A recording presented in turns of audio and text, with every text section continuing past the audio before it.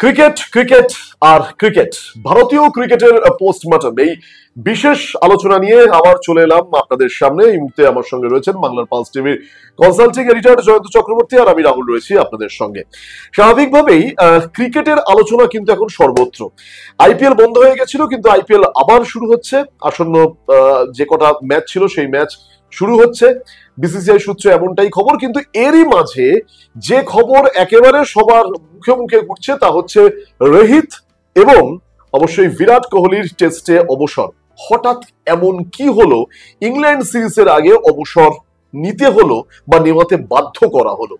এই নিয়ে আজকের আমাদের আলোচনা। অবশ্যই আপনারাও আলোচনায় অংশগ্রহণ করতে পারেন, তার কারণ ইতিমধ্যেই এই আলোচনার জন্য আমরা দেখেছি যে বেশ কিছু ইনবক্সে আপনাদের কমেন্ট আসতে আমাদের বাংলার পালস টিভি শুরু করেছে। আমরা সেই কমেন্টে অবশ্যই আসবো, কিন্তু তার আগে আমি সরাসরি জয়ন্তদার কাছে আসবো। জয়ন্তদা, এমন কি হলো যেখানে একদিকে সব ঠিকই চলছিল? হ্যাঁ, রোহিত শর্মার বা বিরাট কোহলির অবশ্যই বর্ডার গাভাস্কার ট্রফিতে ফর্ম খানিকটা প্রভাব ফেলেছিল, ঠিক কথা, কিন্তু বিরাট কোহলি খেলবে এটা মোটামুটি নিশ্চিত ছিল, যে কিন্তু ঘরোয়া ক্রিকেটেও একটা সম্ভাবনা ছিল, এবং সে তার একেবারে কোচকেও সেইভাবেই বলেছিল। রোহিত শর্মার অবসরের পরপরই 5 দিনের মাথায় 18 নম্বর জার্সির বিরাট কোহলি অবসর নিলে। এমন কি ঘটলো? কিছু কি গন্ধ পাচ্ছে না? আসলে বিষয়টা হচ্ছে যে রোহিত শর্মাকে অবসর নিতেই হতো, কারণ রোহিত শর্মা যে টেস্ট দলের পক্ষের উপযোগী নন সে কথাটা আগেই প্রমাণিত হয়ে গেছিল, এবং তার জন্য রোহিত শর্মাকে জানিয়ে দেওয়া হয়েছিল, সিলেক্টররা জানিয়ে দিয়েছেন যে রোহিত শর্মা যেন অবসর নেন। কিন্তু রোহিত শর্মা আনস্ক্রুপুলাস ভাবে অবসর নিয়েছেন। অপারেশন সিঁদুর যেদিন হচ্ছে, অর্থাৎ যেদিন ভারত পাকিস্তান যুদ্ধের প্রত্যাঘাত ভারত করছে, অর্থাৎ পহেলগামের বদলা নিচ্ছে ভারত, ঠিক সেই দিন রোহিত শর্মা ইনস্টাগ্রাম স্টোরিতে একটি বার্তা দিয়ে তিনি অবসর নিলেন। এটা খুব একটা ভালো হলো না, কারণ ভালো বার্তা গেল না। এই জন্য রোহিত শর্মার অবসরটা আর একটু আনস্ক্রুপুলাসলি না হলেই ভালো হতো। রোহিত শর্মা যেন সকলের অলক্ষ্যে বিদায় নিলেন। তার 5 দিন পরেই বিরাট কোহলি, এই জায়গাটাতেই প্রশ্ন উঠে গেছে। এবং রোহিত, তুমি ঠিক প্রশ্নটা করেছো রাহুল, যে কেন বিরাট কোহলি যে অবসর নেবেন। বিরাট কোহলি কিন্তু বোর্ডকে কদিন ধরেই জানাচ্ছিলেন, তিনি বলেছিলেন বর্ডার গাভাস্কার ট্রফিতে একটি সেঞ্চুরি করা ছাড়া তার ভালো পারফরমেন্স নেই, তাই জন্য তিনি অবসর নিতে চান, তিনি কদিন ধরেই জানাচ্ছিলেন। কিন্তু ভারতীয় বোর্ড বলেছিল যে রোহিত শর্মা যেহেতু অবসর নিয়েছেন, তাই জন্য বিরাট কোহলি যেন থাকেন, কারণ ভারতীয় ক্রিকেটারদের পরামর্শ দেওয়ার জন্য যেন বিরাট কোহলির প্রয়োজনীয়তা রয়েছে। কিন্তু বিরাট কোহলি হঠাৎ অবসর গ্রহণ করলেন। এই অবসর গ্রহণের সিদ্ধান্তটি গত সোমবার দিন বিরাট কোহলি করেছেন, এবং তিনি ইনস্টাগ্রাম স্টোরিতে তার বক্তব্য রেখেছেন, এবং তিনি বলেছেন অত্যন্ত দুঃখের বিষয়, কিন্তু তার চলে যাওয়াটা অত্যন্ত দুঃখের, এই বিষয়ে কোনো সন্দেহ নেই। কিন্তু প্রশ্ন হচ্ছে বিরাট কোহলি কেন গেলেন? যেতে পারি, কিন্তু কেন যাব, এরকম একটি ব্যবস্থার জায়গায় ছিল ব্যাপারটা, কিন্তু বিরাট কোহলিকে চলে যেতে হলো। বিরাট কোহলি কেন চলে গেলেন সেটা নিয়ে খুব বড় প্রশ্ন। আমি এখানটা যতটা আমরা বেশ কিছু মানে কমেন্ট দেখছি এবং যা খবর আসছে, এটা হয়তো আপনি একমত হতেও পারেন। গৌতম গম্ভীর আসার পর সব ক্রিকেটারই এক, কোনো স্টার তকমা থাকবে না, এটা একটা গৌতম গম্ভীর ফরম্যাটটা চালু করবার চেষ্টা করেছিল। যদি খুব ভুল না বলি, গৌতম গম্ভীর আসার পর টেস্টে ভারতের সাফল্য কিন্তু নেই। রাহুল দ্রাবিড়ের সময় বেশ সাফল্য আছে, টেস্টে রাহুল সাফল্য নেই। 1 2 নম্বর হচ্ছে, আপনার নিশ্চয়ই মনে থাকবে 2021 সালে, যদি আমি ভুল না বলি, বিরাট কোহলি থেকে একদিনের টি20 এবং টেস্ট ক্যাপ্টেনশিপ চলে যায় সৌরভ গাঙ্গুলির সঙ্গে। 2022 সালে এবং সৌরভ গাঙ্গুলির সঙ্গে বাদানুবাদ কে আগে করেছে না করেছে সেই নিয়ে একটা তর্ক বিতর্ক ছিল। কিন্তু সব থেকে বড় বিষয় যে এক হচ্ছে যে টেস্ট ক্রিকেটে বা যখন বিদেশ সফরে টিম ইন্ডিয়া যাবে, তখন ভারতীয় ক্রিকেট বোর্ড আইপিএল শুরুর আগে একটা মানে নির্দেশিকা দিয়েছিল যে নিজেদের লোকরা, অর্থাৎ আত্মীয় স্বজনরা বা তাদের যারা স্ত্রীরা রয়েছে, তারা বেশি দিন সময় কাটাতে পারবে না। যদি ভুল না বলা হয় 1.5 মাসের ট্যুরে মাত্র 15 দিন তারা থাকতে পারবে। সেই থেকে বিরাট কোহলির আর রোহিত শর্মার কোথাও কিন্তু একটা একেবারে কোট আনকোট একটা গুসা শুরু হয়। 1 নম্বর এটা একটা হতে পারে। 2 নম্বর যেটা হতে পারে, সব থেকে অদ্ভুত কথা, এটা আপনি একদম ঠিক বলেছেন, বিরাট কোহলি তিনি কিন্তু বলেছিলেন যে আমি ইংল্যান্ড সিরিজ খেলতে চাই, এবং আমি মাত্র 777 রান করলে তার 10,000 রান হয়ে যায়। সেই জায়গায় বিরাট কোহলির অবসর। ভারতীয় ক্রিকেটে আপনি যেহেতু দীর্ঘদিন ক্রীড়া সাংবাদিকতা সামলেছেন, এমন বেশ কিছু খবর থেকে যায় যে খবরগুলো আর জনসমক্ষে আসে না। আমি যে খবরটা এক্ষেত্রে বলবো সেটি হচ্ছে শরণদীপ সিং, রঞ্জি দলে যিনি বিরাট কোহলি কোচ ছিলেন, তিনি বলেছেন বিরাট কোহলি ইংল্যান্ড সফরের জন্য প্রস্তুতি নিচ্ছিলেন, কিন্তু হঠাৎ তিনি অবসর ঘোষণা করলেন। এই অবসর কেন ঘোষণা করলেন এই প্রসঙ্গে আমার একটা তথ্য রয়েছে। তথ্যটা হচ্ছে বিরাট কোহলি চেয়েছিলেন ইংল্যান্ড সফরে তিনি অধিনায়ক হিসেবে কাজ করবেন। আচ্ছা, কারণ তিনি বলেছিলেন স্টপ গ্যাপ অধিনায়ক হিসেবে শুভমন গিল থাকতে পারেন, কিন্তু তার গ্রুমিং এর দরকার রয়েছে, সেই গ্রুমিংটার পর্বটা ইংল্যান্ডেই করবেন এবং ইংল্যান্ডে বিরাট কোহলি অধিনায়ক হবেন, এটাই তিনি চেয়েছিলেন। কিন্তু গৌতম গম্ভীর তা চাননি। গৌতম গম্ভীর চেয়েছিলেন নতুন অধিনায়ক, নতুন খেলোয়াড় নিয়ে দল গড়া হোক এবং নতুন অধিনায়কের আন্ডারে ভারতীয় ক্রিকেট দল থাকুক। বিরাট কোহলি যেহেতু ফেডিং স্টার, সেই জন্য তিনি চাননি বিরাট কোহলি অধিনায়ক থাকুক। আসলে গৌতম গম্ভীর সিনিয়র ক্রিকেটারদের একটা তকমা ছিল, সেই তকমাটি মুছে ফেলতে চেয়েছিলেন। কিন্তু এখনো কিন্তু যদি ভুল না বলি, ভারতীয় ক্রিকেটের যে চুক্তি, বার্ষিক চুক্তি, তাতে কিন্তু বিরাট কোহলি কিংবা রোহিত শর্মা তারা টেস্ট থেকে অবসর নিয়েছেন, তারা টি-20 থেকে অবসর নিয়েছেন, কিন্তু তারা A+ ক্যাটাগরিতেই আছে। এটা কি সম্ভব? A+ ক্যাটাগরিতে রয়েছেন, এটা থাকবেন না। এই জন্য থাকবেন না, তার কারণ হচ্ছে যে বোর্ড যে সিদ্ধান্তটা নিচ্ছে, ভারতবর্ষের মধ্যে সব থেকে ধনী ক্রিকেটারের নাম হচ্ছে বিরাট কোহলি। রাইট।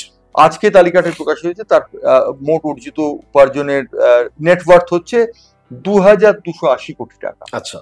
তারপরে রয়েছেন সচিন তেন্ডুলকার 1250 কোটি টাকা। এই যে গ্যাপটা বিরাট কোহলি বিশাল ভাবে তৈরি করেছেন। বিরাট কোহলি টেস্টে না খেলার জন্য গ্যাপটা খানিকটা কমবে। এবং তুমি যেটা বললে যে A+ ক্যাটাগরিতে ছিলেন রোহিত শর্মা এবং বিরাট কোহলি, দুজনে A+ ক্যাটাগরিতে আর থাকবেন না।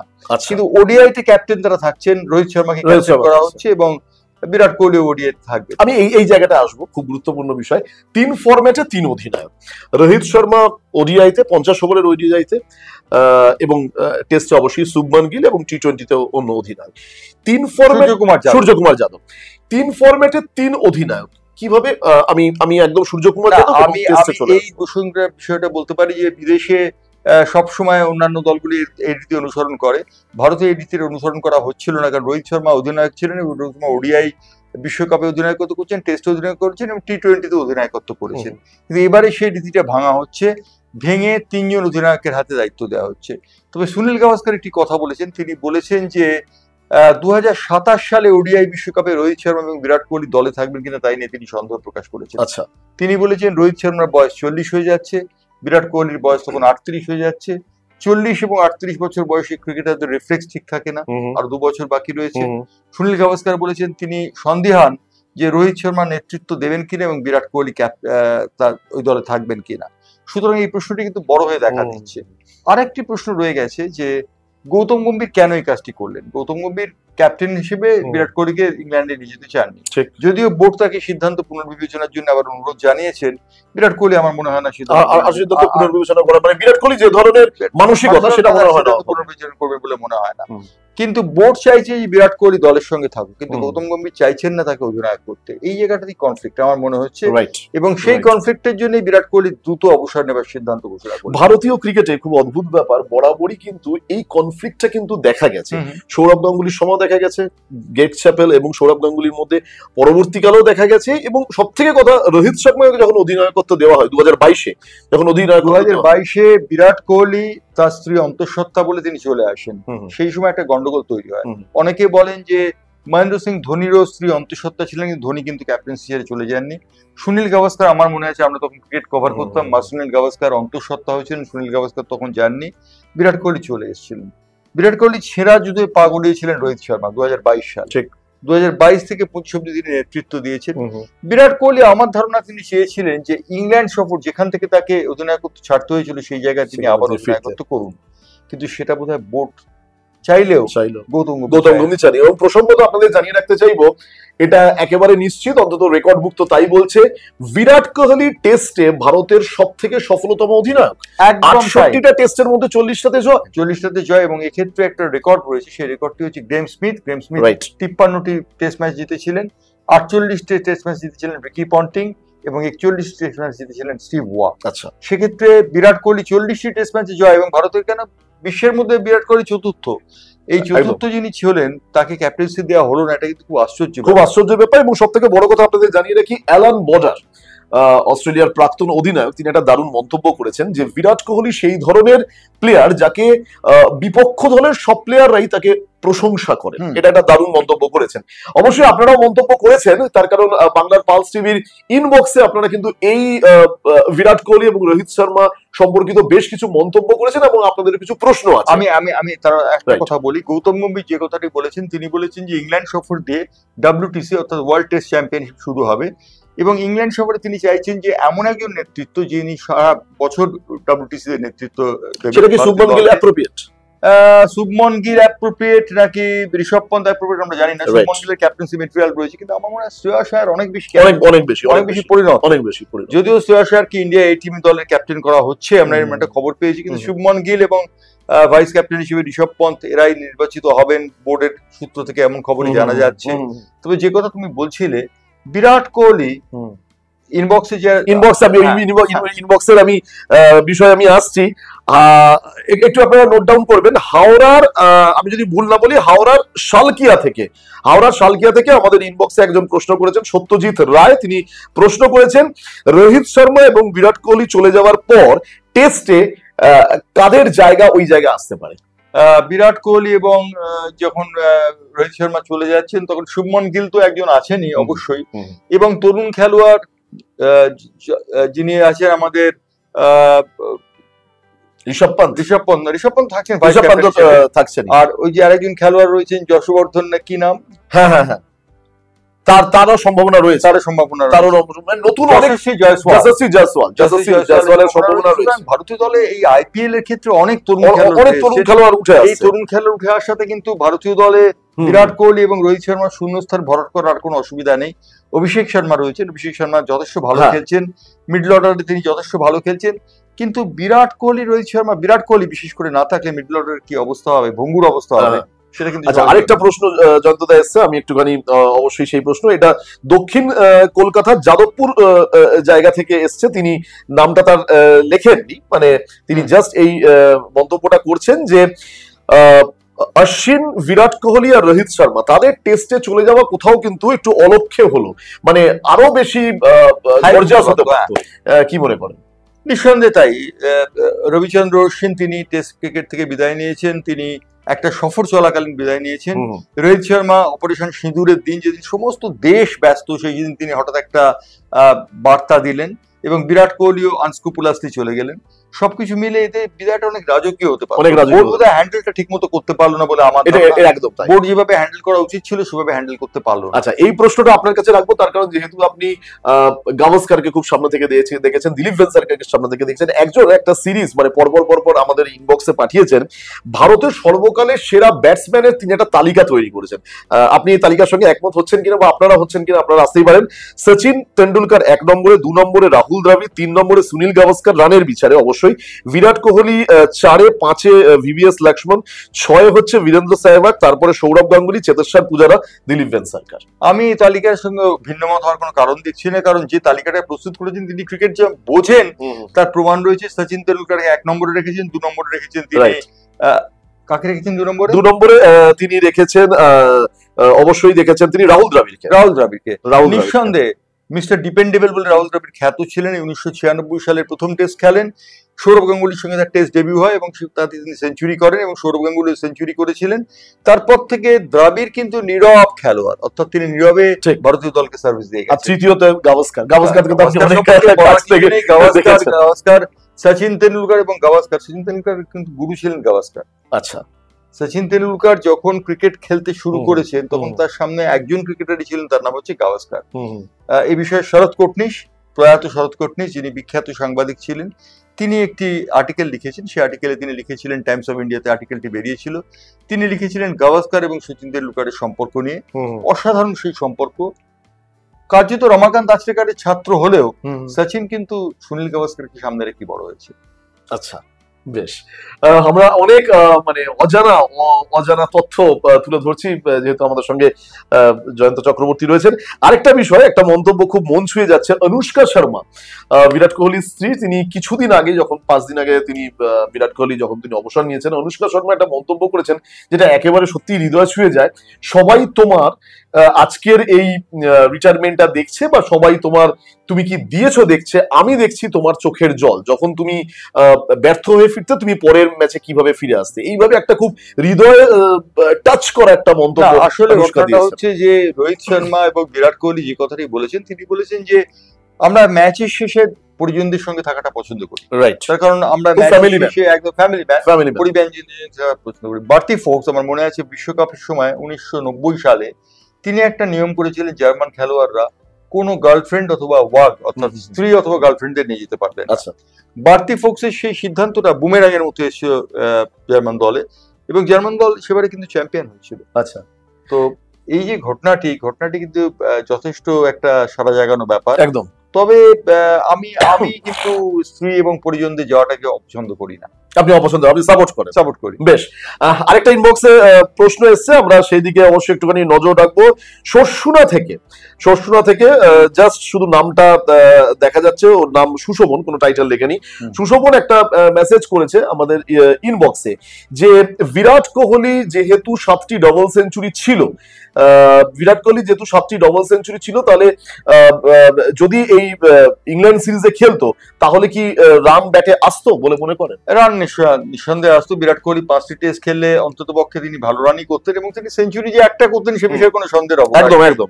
তবে একটা প্রশ্ন হচ্ছে, সুনীল গাভাস্কার যখন অবসর নিচ্ছেন তখন তাকে একটি কথা বলা হয়েছিল, যখন সুনীল গাভাস্কার অবসর নিচ্ছেন কেন, সুনীল গাভাস্কার তখন একটি কথা বলছেন, সেটা কিন্তু খুব অত্যন্ত গুরুত্বপূর্ণ। তিনি বলেছিলেন, আজকে অনেকে আমায় জিজ্ঞেস করছে সুনীল গাভাস্কার কেন তুমি অবসর নিচ্ছ, ওয়াই, কিন্তু যদি এই প্রশ্নটার সামনে আমি করতাম ওয়েন, অর্থাৎ সুনীল কবে তুমি অবসর নিচ্ছ, আমার মনে হয় বিরাট এবং রোহিত এই প্রশ্নের সামনে পড়তে চাননি বলেই তারা দ্রুত অবসর, মানে তারা ওয়েনে যেতে চেয়েছেন। আর একটা কথা বলি, সেটা হচ্ছে বিরাট কোহলির কিন্তু আমার বক্তব্য, বিরাট কোহলি 2022 সালে ইংল্যান্ড থেকে যখন ফিরে আসছেন তখন রোহিত শর্মা ক্যাপ্টেন হয়েছেন, বিরাট কোহলিকে ক্যাপ্টেন্সি থেকে সরিয়ে দেওয়া হলো, সৌরভ গঙ্গোপাধ্যায় তখন চেয়ারম্যান ছিলেন।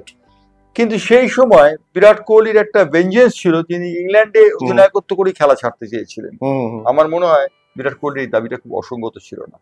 ঠিক, আপনারা দেখতে পাচ্ছেন আমরা ভারতীয় ক্রিকেটের পোস্টমর্টম নিয়ে আলোচনা করছি। আপনারা যারা আজকের এই মুহূর্তে প্রতিবেদন দেখছেন, আপনারাও আপনাদের কোনো মতামত থাকলে আপনারা ইনবক্সে প্লিজ লিখবেন এবং আমরা আমাদের রিসার্চ টিম আমরা ডেফিনেটলি সেটা দেখে আমরা সেই রিসার্চ নিয়ে আপনাদের সঙ্গে আপনাদের প্রশ্নের আমরা উত্তর দেওয়ার চেষ্টা করব। তার কারণ ভারতীয় ক্রিকেটের এখন এই ভূত ভবিষ্যৎ কি হতে পারে এই নিয়ে কিন্তু আলোচনা চলবে। তার কারণ আইপিএল আবার শুরু হচ্ছে, আমি একটু আইপিএল এর কথা, আইপিএল 17 মে শুরু হচ্ছে এবং আইপিএল এর প্রথম খেলা হচ্ছে রয়্যাল চ্যালেঞ্জার্স বেঙ্গালুরু এবং কলকাতা নাইট রাইডার্স, এবং খেলাটি হচ্ছে অবশ্যই বেঙ্গালুরুতে এম চিন্নাস্বামী স্টেডিয়ামে।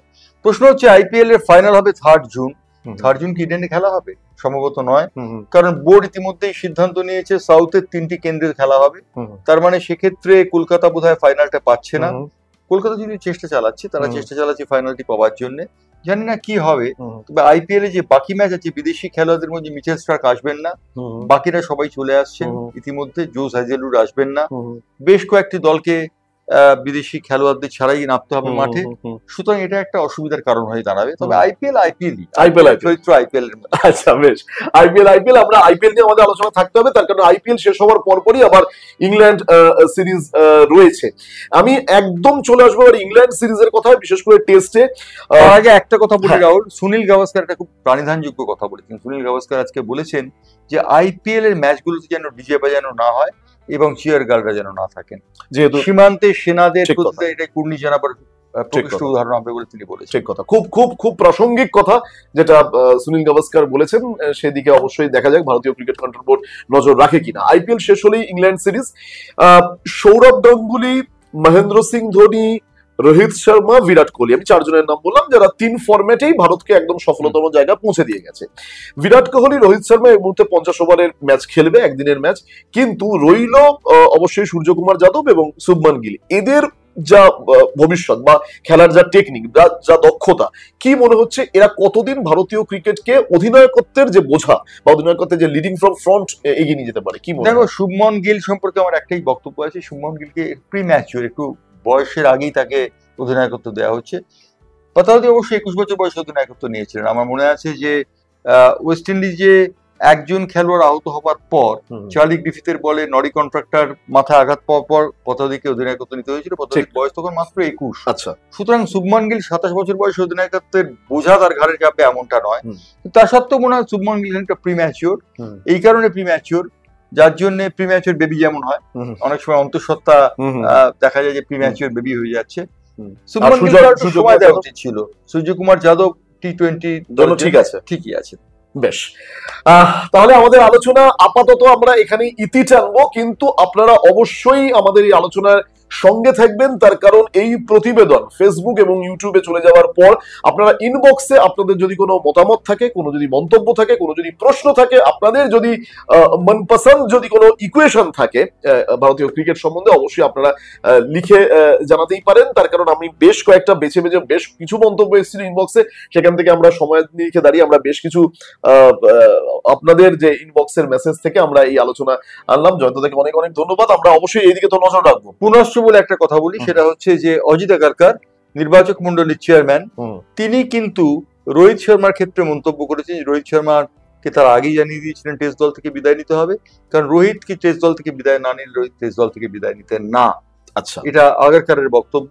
আগারকার বিরাট কোহলি সম্পর্কে অবশ্য কোনো মন্তব্য করেনি, মন্তব্য করার জায়গাও মানে একটা রহস্য তাহলে থেকে গেল, রহস্য থেকেই গেল। বিরাট কোহলির এই হঠাৎ অবসর নিয়ে একটা রহস্য থেকে গেল।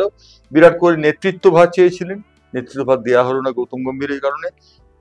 ভারতীয় ক্রিকেটে গৌতম গম্ভীর যুগ কোথায় চলে এলো। রবিচন্দ্র সিং যে কথাটা বলেছেন সেই কথার প্রতিধ্বনি তুলে বলতে পারি ভারতীয় ক্রিকেটে গৌতম গম্ভীর যুগের সূত্রপাত হলো। আরেকটা কথা শেষে আমি করবো যে বিরাট কোহলি, রোহিত শর্মা একই সঙ্গে তারা কখনো কেঁদেছেন, তারা হেসেছেন, তারা নেচেছেন। আমরা টি-20 বিশ্বকাপ ফাইনাল দেখেছি। এই দুয়ের মধ্যে সম্পর্ক কেমন ছিল বলে দেখো, অফ দা ফিল্ড মাঠের মধ্যে তারা ডান্ডিয়া খেলতে পারেন, মাঠের মধ্যে তারা সাফল্যে একসঙ্গে নাচতে পারেন, কিন্তু of the field Rohit Sharma এবং বিরাট কোহলির মধ্যে একটা পার্সোনালিটি ক্লাস ছিল, বিষয় বলে দেবার কোনো অপেক্ষা সেটা মনে হয় সৌরভ গাঙ্গুলির সময় আরো বেশি রকমের হয়েছিল, এবং পার্সোনালিটি ক্লাস একটা ছিল বরাবর। রোহিত শর্মা এবং বিরাট কোহলির এই পার্সোনালিটি ক্লাস ভারতীয় ক্রিকেটকে খানিকটা ক্ষতিগ্রস্ত যে করেছে সে বিষয়ে বলে দেবার কোনো অপেক্ষা রাখে না। তবে তার সঙ্গে এই কথাও বলতে হবে, রোহিত শর্মা এবং বিরাট কোহলি ছিলেন বলেই ভারতীয় ক্রিকেট আজকে এই জায়গায় গেছে। আরেকজনের কথা শেষ দিয়ে আমি টানবো, তার নামও, তার টেস্ট ক্রিকেটের ভবিষ্যৎ কি হবে, দ্যাট ইজ রবীন্দ্র জাদেজা। রবীন্দ্র জাদেজা সম্পর্কে ইতিমধ্যেই ভারতীয় নির্বাচক মন্ডলী জানিয়ে দিয়েছে রবীন্দ্র জাদেজাকে ইংল্যান্ডে নিয়ে যাওয়া হবে না। আমি জানি না রবীন্দ্র জাদেজা কি করবে, তাকে অবসর নিতে বলা হয়েছে। রবীন্দ্র জাদেজা যদি অবসর না নেন তাহলে আমি বিস্মিত হব না যদি হঠাৎ তিনি অবসর ঘোষণা করেন, এবং হঠাৎ অবসর ঘোষণা করলে বলতে হবে যে বোর্ড তাকে নিতে চায়। যদিও অনেকেই মনে করছেন স্পিন বোলিং অ্যাটাকের ক্ষেত্রে রবীন্দ্র জাদেজাকে দরকার লাগবে ইংল্যান্ড সফরে। বেশ, আজ এখানেই আমরা আপাতত ইতি টানছি, কিন্তু এই আলোচনা বরকরার থাকবে। তার কারণ ভারতীয় ক্রিকেটের ভূত ভবিষ্যৎ এবং ভারতীয় ক্রিকেটের এই পোস্টমর্টম চলতেই থাকবে। তার কারণ আইপিএল আবারও শুরু হচ্ছে শনিবার থেকে, এবং 17ই মে থেকে শুরু হচ্ছে, 3রা জুন ফাইনাল রয়েছে, সেদিকে তো আমাদের নজর থাকছে। এবং এর পাশাপাশি আইপিএল শেষ হওয়ার পরপরই রয়েছে ইংল্যান্ড সিরিজ, সেদিকে আমাদের নজর থাকবে। জয়ন্ত দাকে অনেক অনেক ধন্যবাদ আমাদের সঙ্গ দেওয়ার জন্য। ধন্যবাদ আপনাদের আমাদের সঙ্গে থাকার জন্য।